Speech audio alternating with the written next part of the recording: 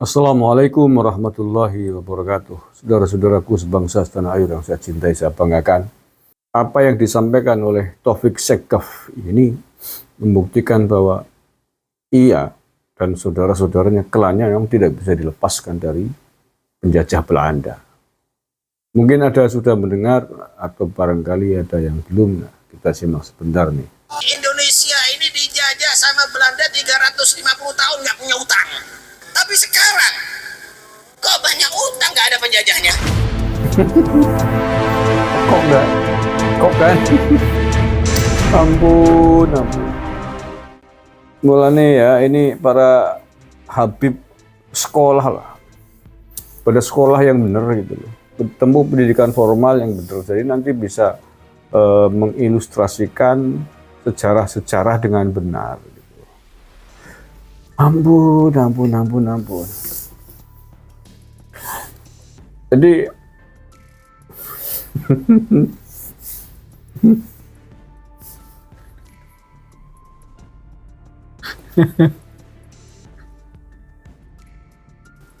maksudmu apa ngomong begitu? Ingin menjatuhkan pemerintah kita hari ini kan? Iya, aku tahu. Ingin menjatuhkan pemerintahnya Pak Jokowi ya hari ini. Ya negara siapa yang nggak punya utang? Tapi ya kalau mau menjatuhkan, mau mengkritik ya pakai pendapat argumentasi yang waras gitu. Jangan pakai argumentasi asal-asalan yang bikin malu, memalukan klan keturunanmu sendiri sebagai keturunan imigran dari Yaman sana. Kamu kok reseh gitu loh, kamu dan bangsamu itu, kelompokmu, grupmu itu memang dibawa oleh Belanda ke sini untuk membantu mereka, untuk membantu kehidupan kamu di sini agar bisa makan, bisa terlepas dari segala macam kisruh politik, konflik, kemiskinan di Yaman sana. Dibawa ke sini agar bisa makan. Nunut makan kalian di sini, di Nusantara ini, dipekerjakan oleh Belanda ke sini, tolong oleh Belanda ke sini. Sebagian di antaranya adalah bekerja kepada Belanda. Bekerja kepada Belanda konteksnya apa ya? Bekerja untuk membantu Belanda di dalam menjajah bumi Nusantara ini ketika itu. Makanya kalau kalian hari ini memuji-muji Belanda seperti itu ya patut, karena memang sejak awal sejarah kedatangan keluarga kalian ke sini memang bekerja sama dengan Belanda. Sampai di sini kemudian juga mewujudkan kerjasama itu membantu penjajahan Belanda di dalam menindas bangsa kita. Menjadi mufti Batavia, ada Utsman bin Yahya dibayar Belanda, membuat fatwa yang melemahkan perjuangan ulama-ulama kita, menyesatkan Toriko. Kemudian yang lain jadi kapiten-kapiten Arab di berbagai macam titik. Ya kan? Nah iya, untuk ngawasi pribumi, untuk ngawasi orang-orang Nusantara, dibayar Belanda. Dikasih kasta kedua. Lebih tinggi dari kasta milik pribumi ini. Pribumi ditaruh di kasta inlander paling bawah. Maka kalau hari ini Taufik Sekaf kemudian memuji-muji Belanda, pada saat dijajah Belanda itu nggak punya utang, ya patut ya, karena memang sejak dulu bekerja sama dengan Belanda, sejak kedatangan nenek moyangnya di sini sekitar 1 abad yang lalu, ya memang Belanda yang memfasilitasi, Belanda yang membantu. Ya, jadi saya nggak kaget Kang Taufik kalau ente itu memuji-muji Belanda. Tapi ya ente kumprung kalau kemudian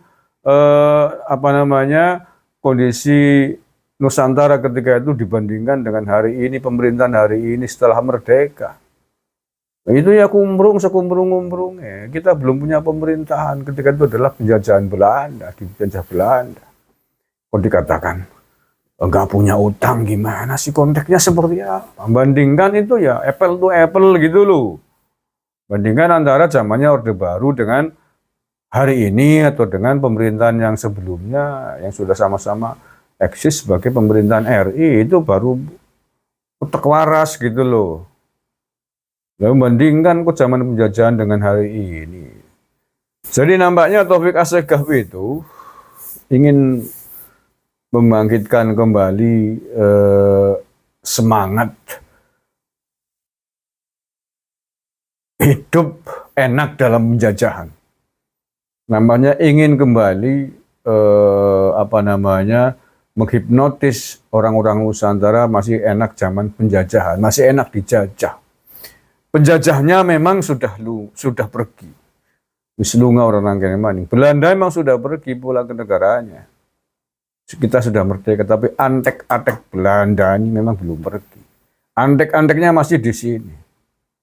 Saya kemudian barangkali ingin menggantikan bosnya dulu yang sudah pulang ke Belanda, ingin kembali menjajah Indonesia. Walaupun bentuk penjajahannya adalah bukan penjajahan pendudukan secara administratif, bukan penjajahan pakai senjata, tapi senjata pakai model penjajahan spiritual. Mereka mencoba mendoktrin, membuat sejarah-sejarah palsu, mengatakan bahwa mereka adalah orang-orang Yaman, mengatakan bahwa Jawa adalah milik orang Yaman, Tarim memiliki Yaman. Katanya sejarah Indonesia tidak bisa dilepaskan dari sejarah Habib Yaman. Banyak tokoh Nusantara di Bin Yahya kan, katanya keturunannya Habib. Sejarah NU katanya juga didirikan atas perintah Habib. Dan sejarah-sejarah yang lain yang mereka klaim. Ini penjajahan spiritual. Yang pada intinya menurut saya adalah bentuk neokolonialisme. Penjajahan gaya baru. Mereka ingin menggantikan bosnya dulu yang sudah pergi ke Belanda, ingin menguasai Indonesia dengan spiritual, dengan agama. Agama sebagai baju untuk mereka ingin menguasai pemerintahan kita hari ini. Dan ini tidak boleh kita biarkan. Mereka mungkin tidak akan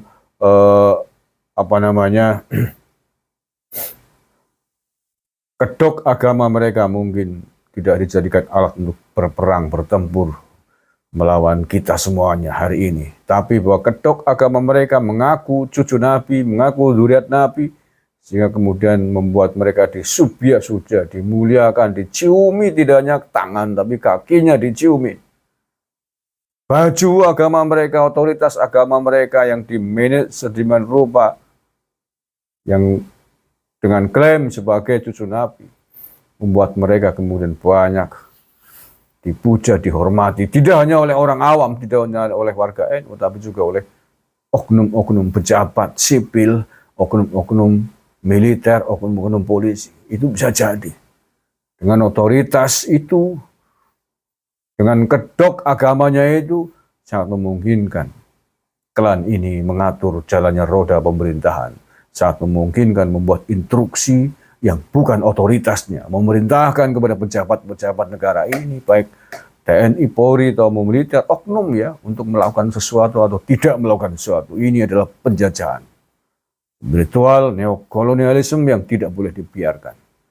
Kalau sudah banyak oknum-oknum pejabat tunduk terhadap pemerintahnya, maka sesungguhnya kita sudah dijajah oleh keturunan Bani Yaman di tanah air ini. Harus kita lawan. Ini tidak boleh terjadi. Tidak boleh keturunan pengungsi hidup bebas bermain-main di tanah air ini. Tidak boleh pengungsi mengatur negara ini. Tidak boleh pengungsi keturunannya mengatur jalannya roda pemerintahan di bumi Nusantara ini. Assalamualaikum warahmatullahi wabarakatuh. NKRI, harga mati.